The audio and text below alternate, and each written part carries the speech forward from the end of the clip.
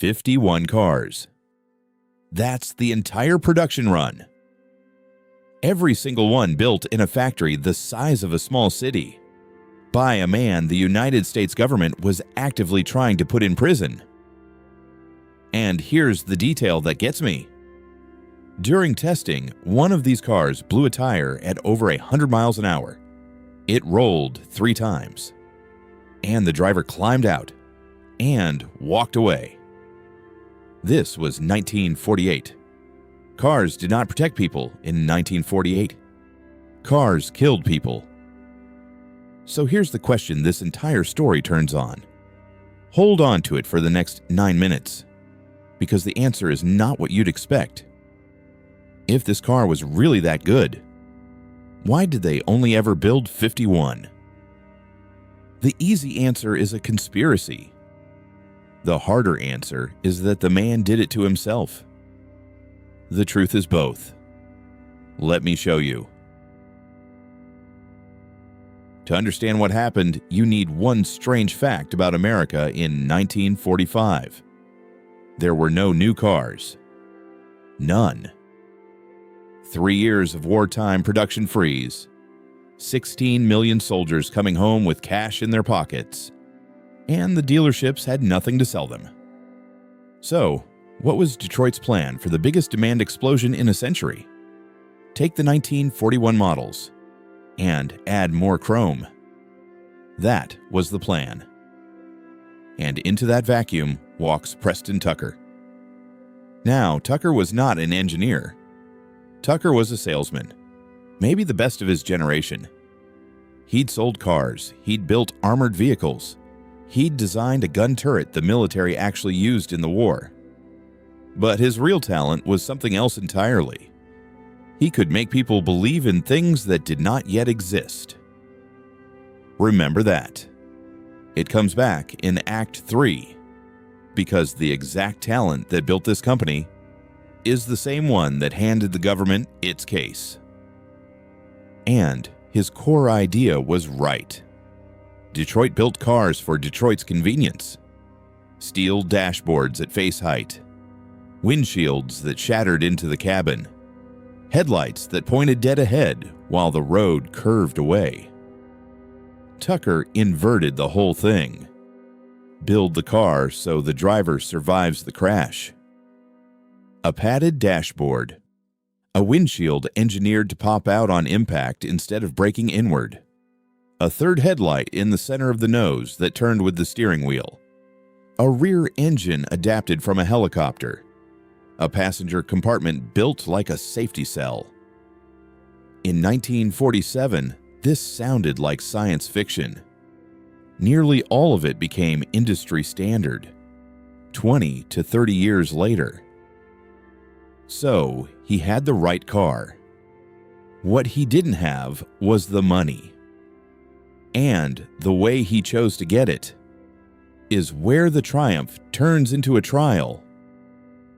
Start with the factory, because it's almost comic. The largest factory under one roof on Earth, built to produce bomber engines, sitting empty in Chicago. And Tucker, a man who had never built a single production car, talks the federal government into leasing it to him. That's the superpower again. Make people believe in what doesn't exist yet. But a factory is not a company. Tucker needed something like $20 million, and the banks wouldn't touch him. So he improvised. And every improvisation pulled him closer to the edge of securities law. He sold stock. Normal enough. Then he sold dealer franchises. Nearly 2,000 dealers paying up front for the right to someday sell a car that did not yet exist. Then it got worse. An accessories program. Ordinary people buying radios and seat covers in advance for a car they hadn't ordered. That hadn't been built. So was it fraud? Hold the question, because here's what complicates the cynical version. He actually built the car, and the car was extraordinary. June 19th, 1947. He unveils the prototype to a crowd of thousands. It was rough, finished only hours before the reveal. But the production cars that followed were the real thing. Independent suspension on all four corners. A helicopter-derived engine pushing it past 120 miles an hour. Smoother and more stable than anything the Big Three were building. And then came the moment that should have made the company. Indianapolis. A test run. A car blows a tire at full speed and rolls 3 times. The windshield pops out exactly as designed. The cabin holds exactly as designed. The driver walks away.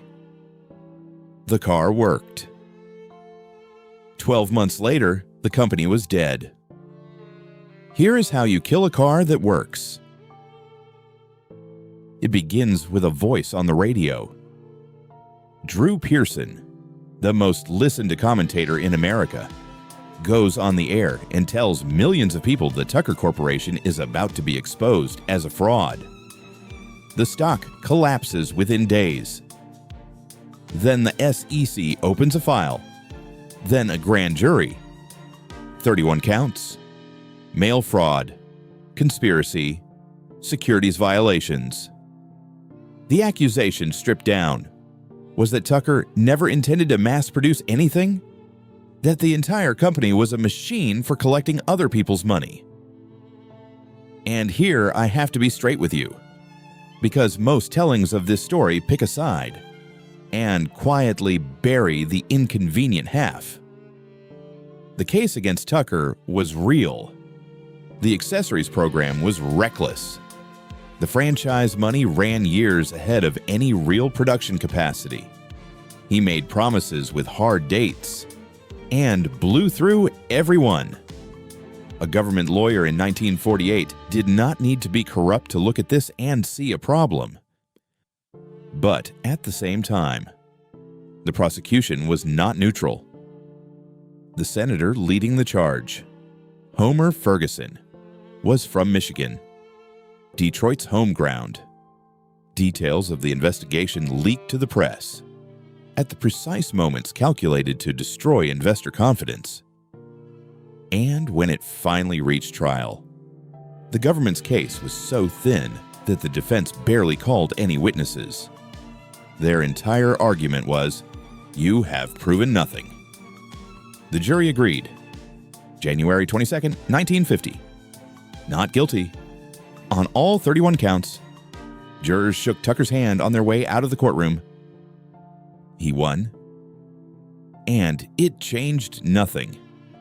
Because you don't have to convict a company to kill it. You only have to make it spend 2 years defending itself. By the time the verdict came down, there was nothing left to save. The factory lease, gone. The dealers, gone, and many of them suing. The workforce, scattered. The stock, worthless. Tucker spent his final years trying to resurrect the dream, at one point planning to build a sports car in Brazil. None of it came together. He died of lung cancer in December 1956. He was 53 years old. Now for history's punchline. Of the 51 cars built, 47 still exist today, one of the highest survival rates of any car ever produced. People understood almost immediately that these machines were artifacts. Today, a Tucker 48 sells for $1 to $3 million. The so-called fraud became one of the most coveted objects American manufacturing ever produced. And one by one, the industry adopted his heresies. Padded dashboards, safety glass, crumple engineering, even the turning headlight, kept off American cars for decades by regulation, returned on luxury vehicles as adaptive lighting, marketed as cutting edge. It was cutting edge in 1948. So, the question from the beginning, if the car was that good, why only 51? because both answers are true at once. Detroit's allies really did help bury him. The timing, the leaks, the hometown senator, none of it was coincidence. And Tucker really did hand them the shovel. Every reckless promise, every dollar collected before the car existed, was a gift to the people who wanted him gone. And that's the real lesson buried in the chrome. And it's harsher than any conspiracy. Being right about the future is not enough. The future also has to be paid for. Tucker tried to pay for it with belief. Belief built 51 of the most advanced cars in the world. It just couldn't build 52.